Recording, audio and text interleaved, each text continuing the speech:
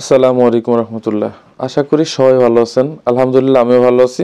আজকে আপনাদের সাথে একটা বিষয় শেয়ার করব, যেমন শবে বরাত বা আপনার শবে মেহরাজ, বা আমাদের বাংলাদেশে আমরা দেখে আসছি যে ধর্মীয় যে দিনগুলা এগুলা আমরা খুব হই হুল্লোড়ভাবে মানে মানে পালন করতাম।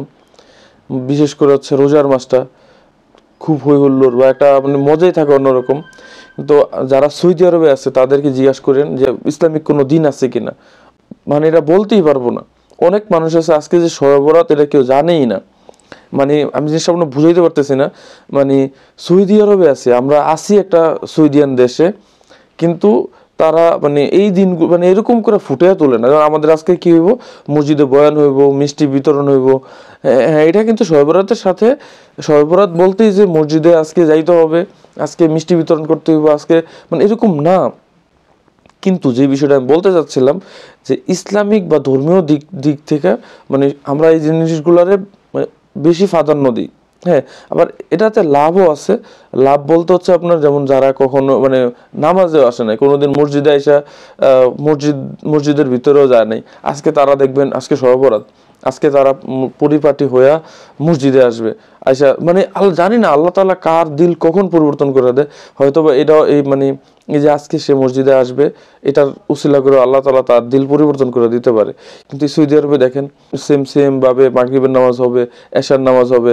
যেমন বাংলাদেশে এশার নামাজের পর একটা বয়ান হয় ছোটখাটো, তারপর সারা রাত মসজিদ খোলা থাকে, মানুষ মানুষ মানুষ ভিড় হয়ে যায়।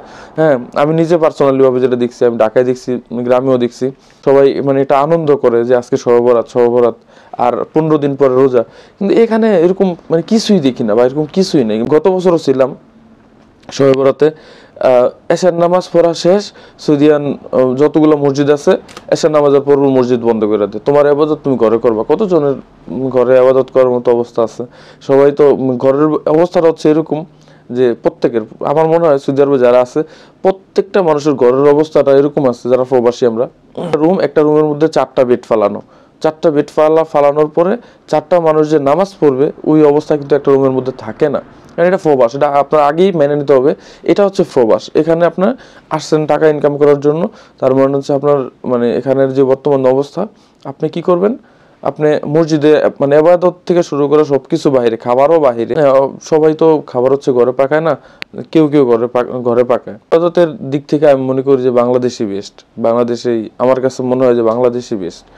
যদিও অনেকে বলে যে শবে বরাত বেদাত, তারপর শবে মেরাজ বেদাত, হ্যাঁ, তারপর আরো অন্যান্য যে ইসলামিক দিনগুলো আছে, এগুলো হয়তো অনেকে বেদাত বলে, কিন্তু বাংলাদেশে খুব ভালোভাবে মানে, কিন্তু সৌদি আরবে তারা এগুলা মানেই না। মানে না বলতে এগুলা আমল। আমরা যেমন বাংলাদেশে শবে মেরাজ, শবে বরাত বা অন্যান্য যে ইসলামিক দিনগুলো আছে এগুলো আমরা ভালোভাবে মানি, আমরা খুব ভালোভাবে ইবাদত করার চেষ্টা করি ওই দিনগুলোতে। কিন্তু তারা যদি ইবাদত করে, ওই যে প্রথমেই বললাম, তাদের এশার নামাজ শেষ, মসজিদ তালা মাইরা দিবে, যে যার যার মতো করে বাসায় যে ইবাদত করবে। তবে যারা প্রবাসী আছে তারা তো জানেই না আজকে শবে বরাত বা শবে মেরাজ, বা আজকে ইসলামিক একটা ধর্মীয় একটা গুরুত্বপূর্ণ দিন, এটা কেউ আজকে জানবেই না। তো আমি মনে করি ইসলাম চর্চার জন্য, ধর্ম চর্চার জন্য বাংলাদেশই বেস্ট। ধন্যবাদ সবাইকে, ভালো থাকবেন, সুস্থ থাকবেন। আসসালামু আলাইকুম।